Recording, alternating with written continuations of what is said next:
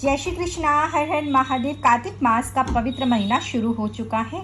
आज हम कार्तिक महात्म के दूसरे अध्याय को पढ़ेंगे। भगवान श्री हरि विष्णु की और माता लक्ष्मी की विशेष कृपा प्राप्त करना चाहते तो कार्तिक माह में आप विशेष रूप से तुलसी माता की और भगवान श्री विष्णु की पूजा आराधना करें। माता लक्ष्मी स्वयं प्रसन्न हो आपके घर में सदैव रूप में विराजमान होंगी। तो भगवान श्री हरि विष्णु इस प्रकार कहते, तदंतर गुणवंती ने जब राक्षस के हाथ से उन दोनों के मारे जाने का हाल सुना तब वह पिता और पति के वियोग दुख से पीड़ित होकर करुणा स्वर में विलाप करने लगी। हाँ नाथ, हाँ तात, आप दोनों मुझे अकेली छोड़कर कहाँ चले गए? मैं अनाथ बालिका आपके बिना अब क्या करूंगी?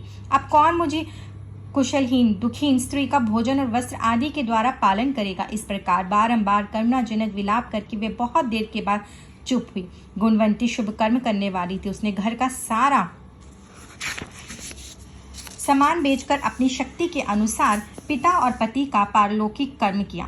तत्पश्चात वे उसी नगर में निवास करने लगी। शांत भाव से भगवान श्री हरि विष्णु के भजन में समय बिताने लगी। उसने अपने जीवन भर 2 व्रतों का विधि पूर्वक पालन किया। एक तो एकादशी का उपवास, दूसरा कार्तिक मास का भली भांति सेवन।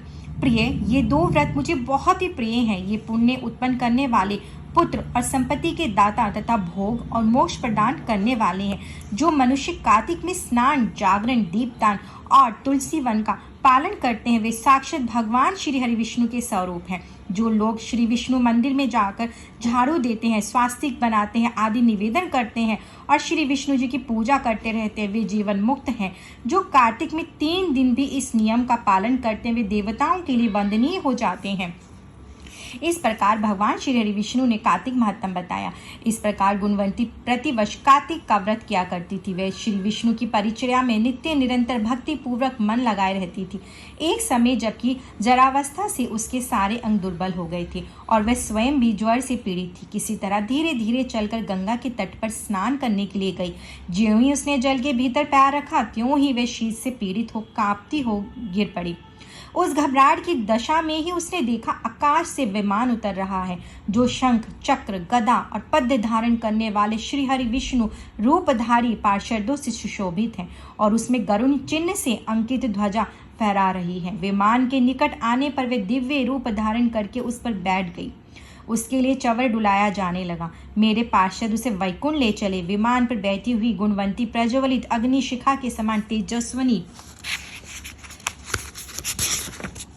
जान पड़ती थी। कार्तिक व्रत के पुण्य से उसे मेरे निकट स्थान मिला। जो तुम्हारे पिता देव शर्मा थे वे ही अब सज्जित हुए हैं। शूरभे चंद्र शर्मा ही अक्रूर है और तुम गुणवंती हो। कार्तिक व्रत के पुण्य से तुमने मेरी प्रसन्नता को बहुत बढ़ाया है। पूर्व जन्म में तुमने मेरे मंदिर के द्वार पर जो तुलसी की वाटिका लगा रखी थी इसी से तुम्हारे आंगन में कल्प वृक्ष शोभा पा रहा है। पूर्व काल में तुमने जो कार्तिक में दीपदान किया था उसी के प्रभाव से तुम्हारे घर में ये स्थिर लक्ष्मी प्राप्त हुई है तथा तुमने जो अपने व्रत आदि सब कर्मों को पति स्वरूप श्री विष्णु की सेवा में निवेदन किया था इसलिए तुम मेरी पत्नी हुई हो। मृत्यु पर्यंत जो कार्तिक व्रत का अनुष्ठान किया उसके प्रभाव से तुम्हारा मुझसे कभी वियोग नहीं होगा। इस प्रकार जो मनुष्य कार्तिक मास में व्रत परायण होते हैं वे मेरे समीप आते हैं। जिस प्रकार की तुम मुझे प्रसन्नता देती हुई यहाँ आई हो। सूत जी कहते हैं, इस प्रकार जगत के स्वामी भगवान श्री कृष्ण के मुख से अपने पूर्व जन्म के पुण्यमय वैभव की बात सुनकर उस समय महारानी सत्यभामा को बड़ा हर्ष हुआ। बोले श्री कृष्ण भगवान की जय। श्रीमन नारायण नारायण नारायण भजमन नारायण नारायण नारायण श्रीमन नारायण नारायण नारायण। बोले श्री हरि विष्णु भगवान की जय। माता लक्ष्मी की जय। फिर मिलते हैं कल के अध्याय में। सभी जोर से बोले जय श्री हरि विष्णु भगवान की और कमेंट्स बॉक्स में जय श्री कृष्ण लिखना मत भूलिएगा।